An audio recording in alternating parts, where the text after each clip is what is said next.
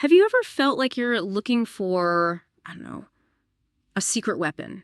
Something to unlock a bit more of your potential? Well, what if that secret weapon is something we usually think of as, well, negative?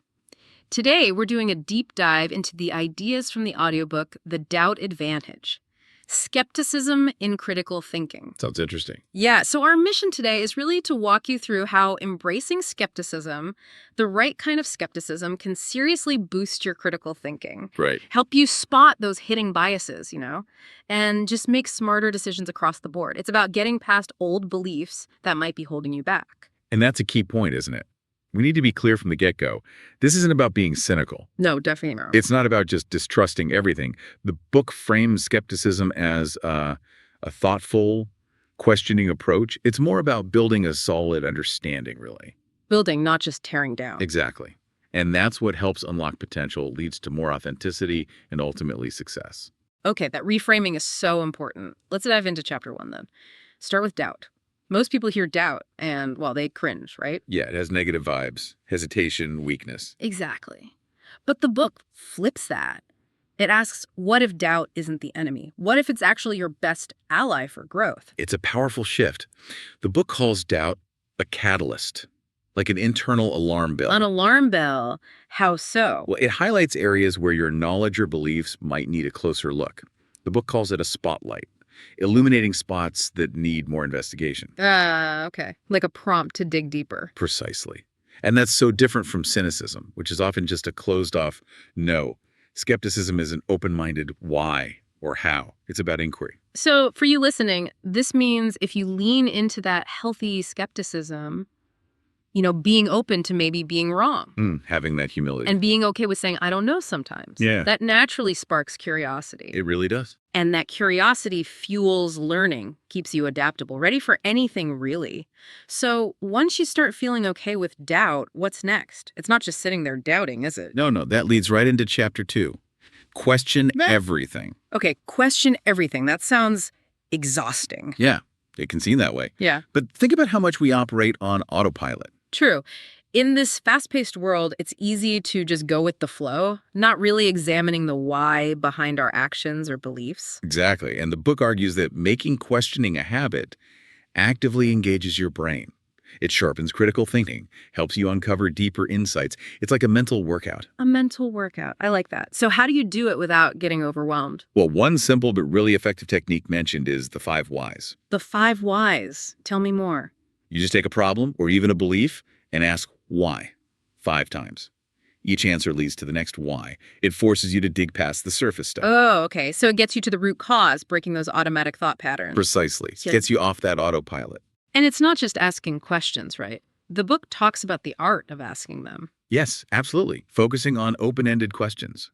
Things like how, why, what if. Instead of just yes-no questions. Right. Because those open questions invite more thoughtful answers. They challenge hidden assumptions. Instead of say, is this a good idea? You might ask, what assumptions are we making for this to be a good idea? Or, how could this go wrong? That definitely opens things up more. Okay, so we're questioning, what anchors this? How do we know we're not just spinning our wheels? That's where chapter 3 comes in. Seek evidence. This is about grounding everything in reality. Moving beyond just opinions or feelings. Exactly. Building a solid foundation, not just assuming things. So what's the core distinction here? Opinion versus fact. That's fundamental. The book really emphasizes it.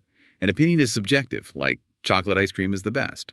A fact is verifiable, objective, water freezes at 0 degrees Celsius. Seems basic, but probably easy to mix up, especially when opinions are stated really strongly. Very easy. And the book also touches on different kinds of evidence. You've got quantitative numbers, stats versus qualitative descriptions, observations. Okay. And primary sources like first-hand accounts or original data versus secondary sources which analyze that primary info. Knowing the type helps you evaluate it properly. Right, because you wouldn't judge a personal story the same way you judge a scientific study. Exactly. Okay. So how do you evaluate it? The book gives some good pointers. Look at the source's credibility. Are they reputable? Any bias? Makes sense. What else? Check the methodology. How did they get the information? Was it rigorous? Also, how recent is it? Is it still relevant? So, credibility, method, recency, relevance. Got it. Right. That helps filter the good evidence from the shaky stuff. Now, this next part, Chapter 4, Spot Biases, feels like looking in a tricky mirror. It really is. Cognitive biases. They're like these invisible currents pulling our thinking off course. Mental shortcuts, heuristics, the book calls them. Things like confirmation bias. Yeah. Where you just look for stuff that confirms what you already think. Or anchoring bias, getting stuck on the first piece of info you hear. And they operate without us even realizing it most of the time. That's the kicker, the bias blind spot. We're great at seeing biases in other people. But not ourselves. Often, yeah. It's hard to see your own filters. Yeah. So the book suggests things like really deliberate self-reflection, pausing to ask, what assumptions am I making here? And asking others for feedback? That sounds brave. It is, but incredibly valuable. Someone else can often spot patterns you miss. It's not easy, but it's key for clearer thinking. So self-reflection, feedback. What else? Any other tricks to fight bias? One big one is actively seeking out information that contradicts your initial view. Ooh, that goes against the grain, doesn't it? We like being right. We do. But challenging yourself helps balance things out. And also simply slowing down your decision making. A lot of biases kick in when we rush. Give the rational brain a chance to catch up. Makes sense. Okay, so we're questioning, seeking evidence, trying to spot our biases, but we're still drowning in information daily. How do we handle all the claims thrown at us? Yeah, that brings us to Chapter 5, Evaluate Claims. This is about sorting the signal from the noise. So first off, what is a claim, technically? Basically, it's an assertion about reality that you could, in theory, check, verify or falsify it. Like, this supplement improves memory. Okay. And how do we evaluate those claims effectively? Source evaluation is huge here. Who's making the claim? What are the qualifications? Do they have a vested interest? Any known bias? Right, looking beyond just the claim itself to the person or group making it. Exactly. Then fact-checking. Yeah. And not just a quick search.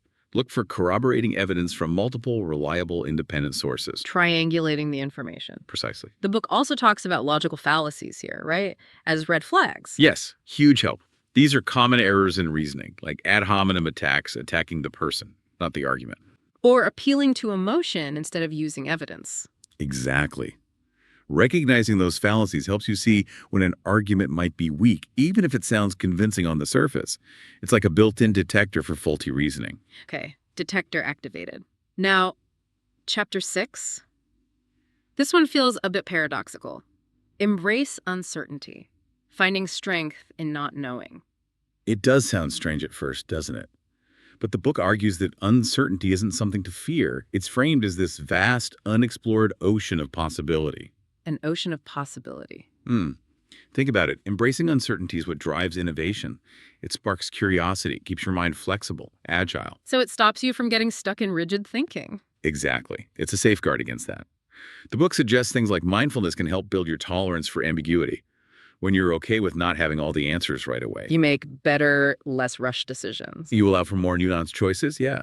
You're open to finding better answers because you're not clinging to the first one you find. So it's not about having no structure, but about being comfortable navigating the gray areas. That's it, exactly.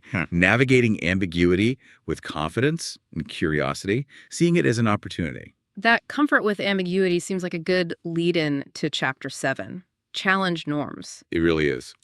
The book uses this great analogy, like we're all wearing these metaphorical glasses, the unwritten rules, societal expectations, stuff that shapes how we see things without us even noticing. And the challenge is, what if taking them off shows you something totally different? It's a powerful image because challenging those norms, questioning them, it fosters independence in your thinking.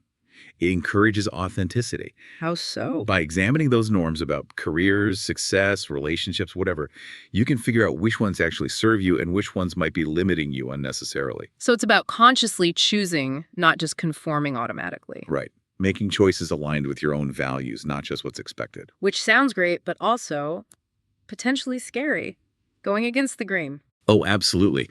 The book acknowledges that fear of nonconformity is real, but it frames the journey as one toward living a life that's genuinely yours, based on your values. A life that resonates with who you are, not just a script someone else wrote. Well put. Okay, Chapter 8, Refine Beliefs. I like the metaphor here, your mind as a library. Yeah. And the key skill isn't just collecting books, but constantly updating them, revising, maybe even removing some old ones. It connects everything, really. because refining your beliefs is crucial for growth. It stops you from getting stuck. And the book emphasizes that changing your mind based on new evidence isn't weakness, right? Not at all. It's a sign of intellectual maturity, strength even. It means holding your beliefs a bit more lightly, being willing to test them, examine them. Gracefully updating them when needed. Exactly. That's where the real learning happens. So how do we practice this? Any tips from the book? Definitely. One big one is deliberately seeking out information that challenges what you currently think. Get outside your echo chamber. Actively look for the counter arguments. Yes.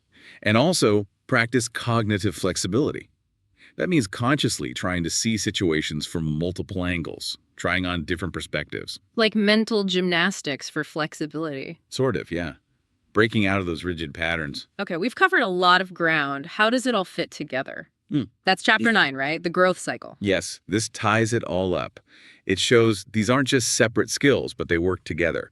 An interconnected system. A self-reinforcing cycle, the book calls it, like climbing a spiral staircase. That's the image. You keep revisiting the skills, but each time from a higher level with more insight. So what does that cycle look like? Well, the skepticism-driven growth model starts with questioning. That leads you to seek and evaluate evidence, Okay. which helps you spot biases and challenge norms. That informs how you adapt or refine your beliefs. Right. Those refined beliefs guide your actions.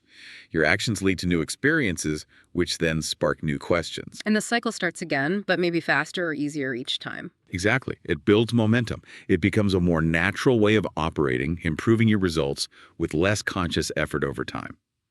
So bringing all this into your daily life, it's about building confidence, adaptability, a sense of mastery. Absolutely. In your personal life, your work, everywhere. It really transforms how you approach things. Growth becomes this constant kind of exciting reality. Not just thinking critically, but living critically, thoughtfully. That's a great way to put it. And just to reinforce the main point, these skills aren't just for, intellectual debate. No. They are practical keys. Yeah. Keys to unlocking your potential, turning life into this ongoing journey of growth and discovery. You become an active participant in your own understanding. That's a powerful takeaway. So a final thought for everyone listening, maybe something to chew on. Go for it. What's one assumption you hold today? Just one thing you take for granted that you might be ready to question, just to see what new possibilities could open up. Good challenge. Thank you for joining us today.